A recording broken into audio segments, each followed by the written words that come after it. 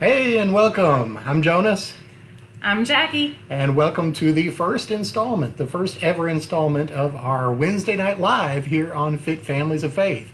We're going to begin doing this each Wednesday night at 7 o'clock so that it will be a live event that we can all, hopefully, we can all gather together and, discuss some things that are important on our fitness journey, especially as busy parents, trying to live a good family life and be good examples for our kids. So I want to encourage you, first of all, thank you for being here with us. Thanks. And I've got my glasses, so I'm going to try to keep an eye on the comments and we can have a little Q&A at the end or whatever.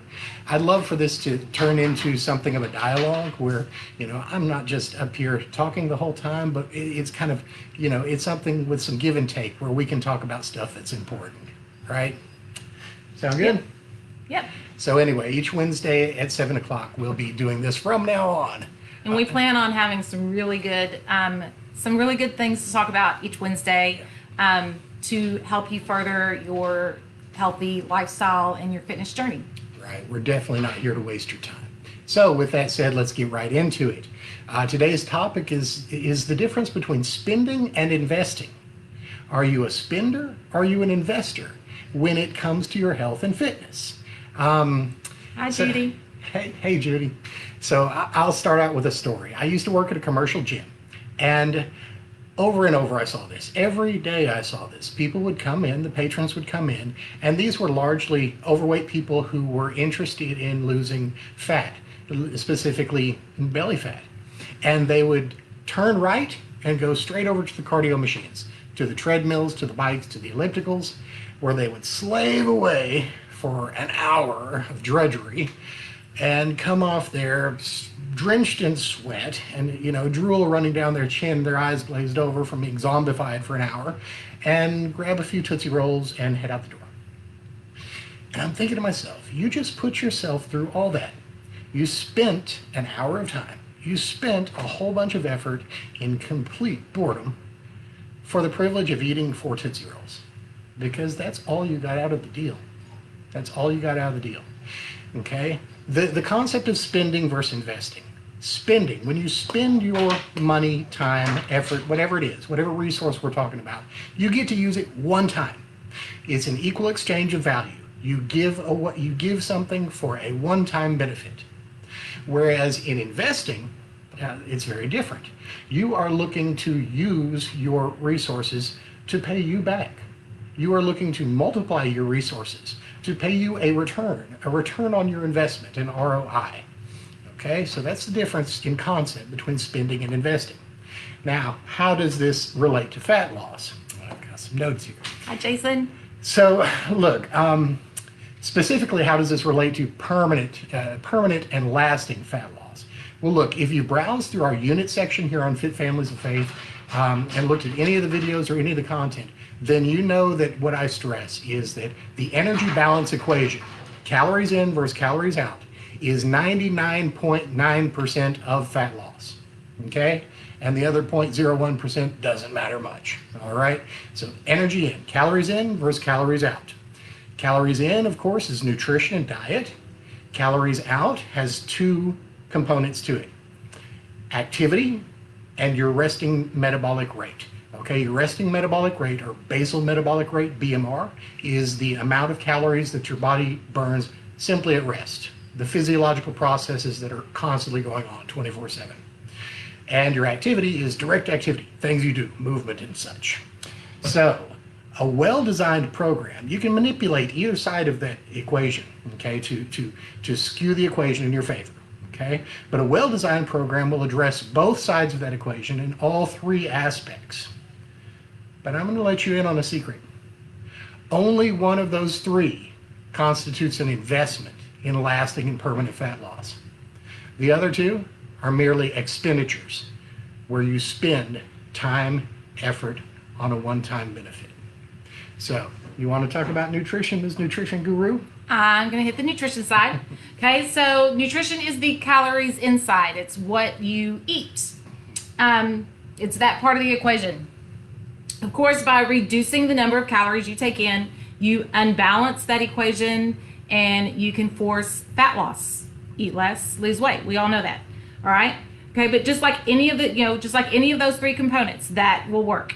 All right. If you reduce your calorie intake below your maintenance level, now remember, your maintenance level is the amount of calories you need just to stay even. The amount of calories you need without gaining weight or without losing weight. All right. That's your maintenance. So if you take in less calories than maintenance, you're going to lose weight.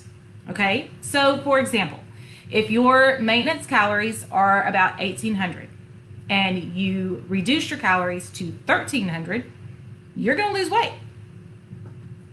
Just simply by sticking to that diet for a decent length of time, you are going to lose some weight.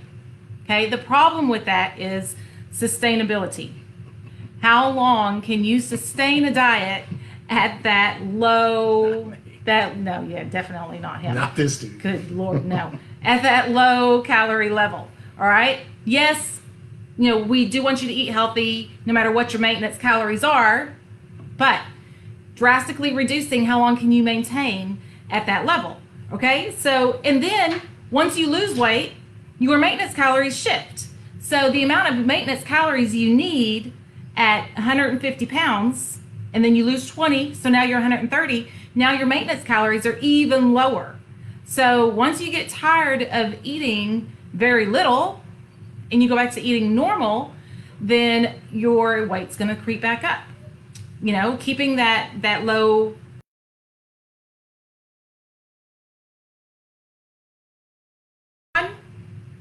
lost weight, but long term you haven't really done yourself any good. That's just the thing. You haven't set yourself up for long-term success. You've spent your time and effort on a one-time benefit that is unsustainable. Okay? How long can you live on 1,300 calories a day? I mean, really. And anyway, yeah, I like to eat. So you've been a spender rather than an investor. And hey, Jason, and hey, Heather, I agree. Cardio does suck. But anyway, all right. So look, let's turn to the other two components of the other side of the equation, the energy outside. Okay, so your caloric expenditure is a sum of your resting metabolic rate and activity. All right, most programs that you run into focus on activity, and you've all heard it, right? You want to lose weight? Well, you got to go burn a bunch of calories in the gym, bro. That's what you do. Go burn a bunch of calories in the gym, bro. That's another instance of being a spender rather than an investor, and here's why. Remember those well-meaning but misguided gym goers I was talking about a moment ago, who came into the gym and went and spent their hour on the treadmill and then ate a couple Tootsie Rolls, which completely negated the calories they just burned? Well, they're victims of antiquated science. Okay, this is what the state of exercise science from the 1980s told us. Cardio burns fat. There's an aerobic cardio fat burning zone, a target heart rate, which primarily oxidizes fat as a substrate for the aerobic pathway, the aerobic energy pathway. Well, so the argument then was, if you want to lose fat, do cardio. Duh, right? Yes, and that exercise science continued into the 1990s when I went to college. So when I was in college, I studied exercise science, and we still thought that you needed to do lots of cardio. And that's what I did. I taught aerobics, and so I would teach the aerobics classes, and then I would still do more cardio, and I would do up to 3 hours of cardio a day. And I was in college. What else was I going to do? A lot of things. But it didn't do me much good. I mean, I wasn't huge, but I was not really very slim either. I was still pretty thick for someone who taught aerobics, especially aerobics 4 to 5 days a week. Yeah, well, on the face of it, it sounds reasonable, right? You're talking about that fat burning zone, and there is such a thing. That's real. There's a fat burning zone, a target heart rate where you primarily oxidize fat, using that as a substrate for your energy, right? And so they would prescribe LISS, low intensity, steady state cardio, basically walking on a treadmill or something for a long extended period of time, to tap into your fat stores. That's a real thing. The problem is the actual amount of calories burned at that low intensity is painfully few, painfully little. It would take hours to make any sort of real, real dig a real hole in terms of calories. So when they recognized that, then HIIT workouts became all the rage. High intensity interval training. It was the next big thing, right? Because you could burn a lot more calories in a shorter amount of time. And they recognize that, hey, it's not so much the particular energy pathway that you utilize or the particular substrate that your body is using for the energy pathway that makes a difference. It's really total calories expended. That's the big needle mover. That's the one that really moves the needle. So people started turning to HIIT. Well, the problem is, you're only focusing on activity. So you can do cardio to manipulate that energy balance equation. All right, you up your activity and keep your food intake the same, then you will lose weight. Absolutely. So if I go and walk on a treadmill for 4 hours a week, an hour a day, 4 days a week, I could expend an extra 1,000 calories that week, right? That's a real thing. Provided I stay away from those Tootsie Rolls going out the door. But, think about this for just a second. 1,000 calories is about the amount of energy present in 100 grams of fat. That's about a quarter pound. So that 4 hours on a treadmill netted me about a quarter pound fat loss. 4 hours for a quarter pound of fat loss? Are you kidding me? Really? No, not this dude. No, that sucks. I'm sorry, that sucks. But maybe you stick with it religiously for a long, long time, and those quarter pounds add up, and boom, you have lost a significant amount of weight through cardio, through activity. Well, what happens when you grow up, get a real job, have a family, life happens, and you can't go to the gym 4 or 5 days a week for an hour at a time? Well, you know what happens. That energy expenditure is dead and gone. It's dead and stinking. That does nothing for you tomorrow. It did something for you today. It lessened it increased your energy expenditure. It doesn't do anything for you tomorrow. If you don't do it again today, you haven't done nothing. Okay? That was a one-time benefit from that time and energy that you spent. Okay, you spent all those hours on a one-time result instead of investing them in something that will pay dividends into the future. And that's the whole point here. Look, in both the cases we've just described, addressing only diet on one side of the equation or focusing only on activity on the other side of the equation, you have spent your time, your effort, your resources on a one-time return with no plan for the future, no future benefit. Now, I want to show you why addressing the other part of the energy out equation, the basal metabolic rate, resting metabolic rate, is the true secret that's an investment. And it's going to pay you a 4x ROI, people, a 4x return on investment on your time and your effort. So, let's get into it. First of all, let me tell you this. Your BMR, your basal metabolic rate, is the lion's share of the energy that you expend in a day. Compared to activity, it's way more. Your base metabolic rate, okay, the energy you expend at rest. So, that's reason alone to prioritize it over activity. But how do you affect it? How do you boost it? The main way to boost your basal metabolic rate, your resting metabolic rate, is by adding muscle mass. Muscle mass burns energy at rest. So, what's this 4x investment I'm talking about? This 4x ROI investment? It's simple. It's resistance training, specifically hypertrophy training, training to build muscle, not to build strength and not to build endurance, but to build muscle. All right? So let's look at this. What are these four? What's this 4x I'm talking about? Number one, you expend energy while you're exercising in the gym. Okay, you go do a weight workout, you're expending energy in the gym just like if you're doing cardio or anything else. Okay, so you get the same benefit there. Activity, boom. Number two, you activate muscle protein synthesis. You flip the switch, you trigger your body to go into muscle building mode What does that mean? That means that those protein calories that you're taking in, all that wonderful meat that you eat and milk that you drink or whatever, that's allocated. Those are become building blocks for your muscle tissue. Instead of just sitting there waiting to be turned into energy and if not used, then stored as fat, they're already allocated. They are encumbered.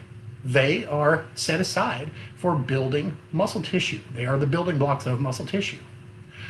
Well, number 3, muscle protein synthesis, the process, is not free, okay? The law of thermodynamics, it requires energy.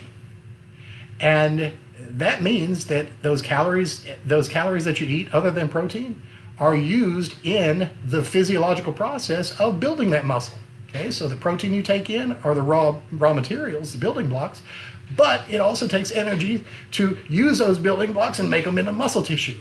Okay? Number 4, the muscle that is built through all that process then increases your basal metabolic rate, your RMR, your BMR. Okay?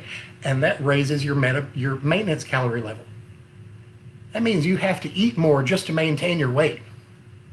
Oh, what a crying shame. Okay? Do you see how that sets you up for weight loss? Do you see? Now, if you eat the same as you were, you're losing fat. Or if you reduce the amount of energy in, the energy in side of the equation through diet, you're losing more fat. Okay? So look, and this stays with you for life, as long as you maintain your muscle tissue. And look, it's super easy to maintain.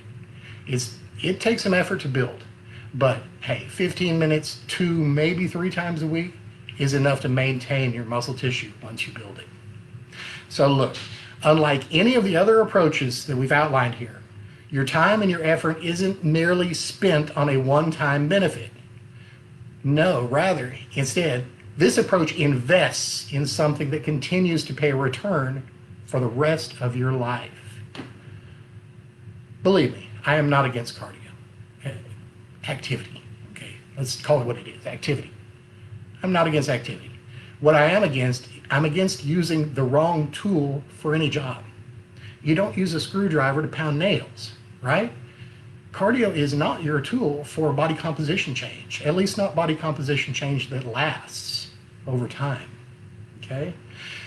So look, let me encourage you. Let's use activity for productive things, rather than go slave away on a treadmill. Why don't you do some yard work or walk your dogs or play with your kids? Or teach PE. Or teach PE. Do something productive, Get double duty out of that activity. Don't just dedicate it to something that means nothing. Infuse it with some real value, Play with your children, walk the dog. Go dancing. Trim your trees. Go dancing. Go polka. Come on, polka. Come back.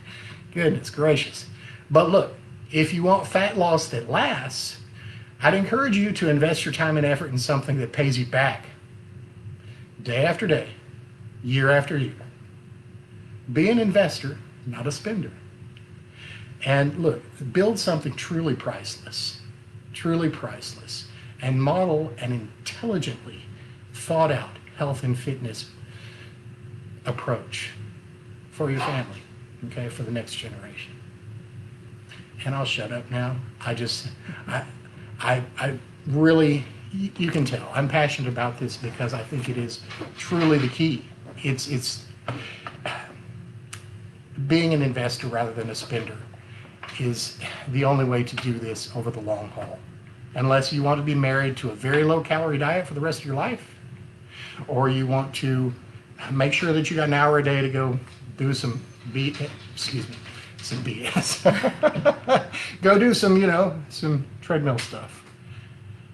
So anyway, I really want to thank you for joining us. And look, we're going to be here live again every Wednesday night at 7 o'clock. 7 o'clock. 7 o'clock, our Wednesday night live. And we're going to start this program for real, start this journey together. And I think we'll have some good content for you guys. I think we'll have some stuff that actually matters and makes a difference in your life. I promise I'm not going to waste your time.